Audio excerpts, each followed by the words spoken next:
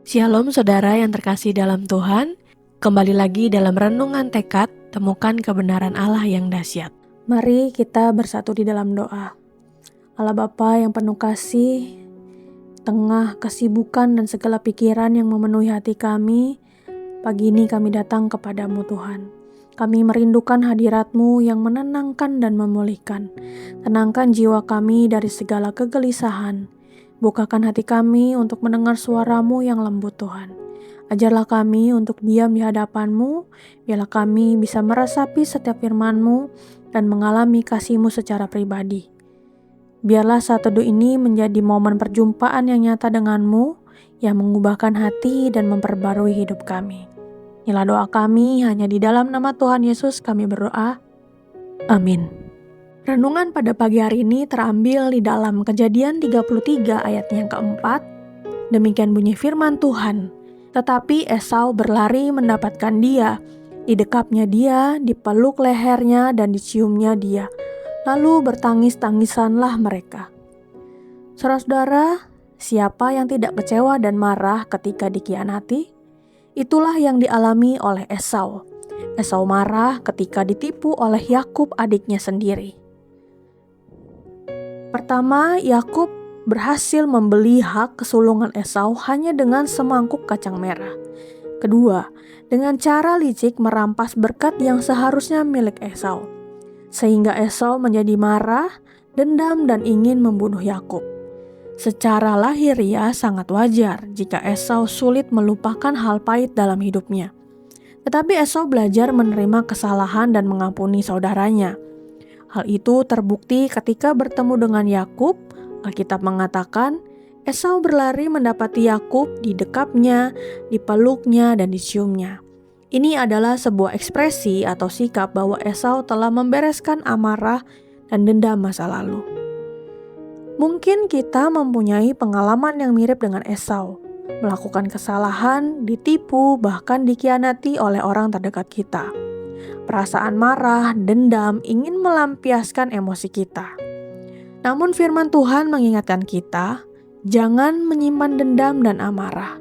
Sebaliknya harus belajar mengasihi dan mengampuni. Paulus berkata di dalam Kolose yang ketiga ayat 13, sabarlah kamu seorang terhadap yang lain dan ampunilah seorang akan yang lain, sama seperti Tuhan telah mengampuni kamu. Jadi dasar pengampunan itu bukanlah perasaan, pikiran atau kondisi kita, pikiran atau kondisi yang kita alami. Namun firman Tuhan mengatakan Tuhan telah terlebih dahulu mengampuni kita. Melalui pembacaan Alkitab hari ini mengajarkan kita menyimpan dendam dan marah bukanlah yang Tuhan mau. Namun yang Tuhan inginkan adalah kita belajar atau berproses mengampuni orang lain. Meskipun pengampunan itu tidak mudah, mungkin masih tersimpan jelas dalam memori dan perasaan kita, tetapi itu adalah racun dalam diri kita yang mesti dikeluarkan. Ini adalah langkah awal agar kita dipulihkan. Mulailah dengan mengungkapkan secara jujur kepada Tuhan semua perasaan benci, marah, bahkan dendam. Dan mintalah Roh Kudus menguasai hati dan pikiran kita. Mari kita tutup di dalam doa.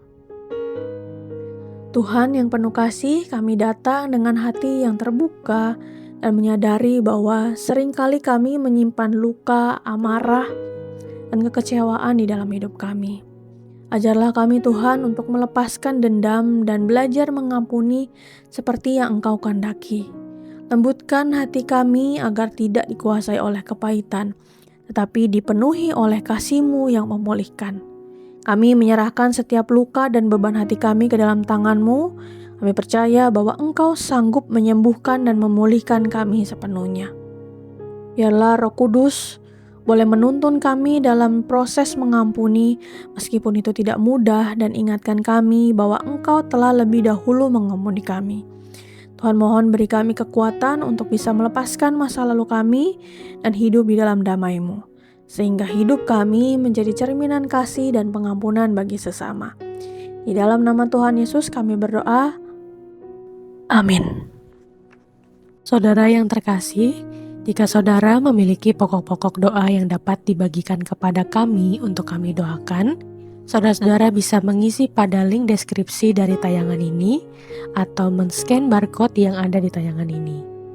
Kami akan mendukung di dalam doa untuk setiap pokok-pokok doa yang ada.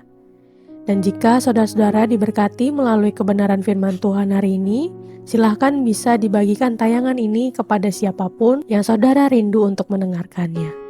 Selamat melakukan firman Tuhan yang dahsyat. Tuhan Yesus memberkati. Tuhan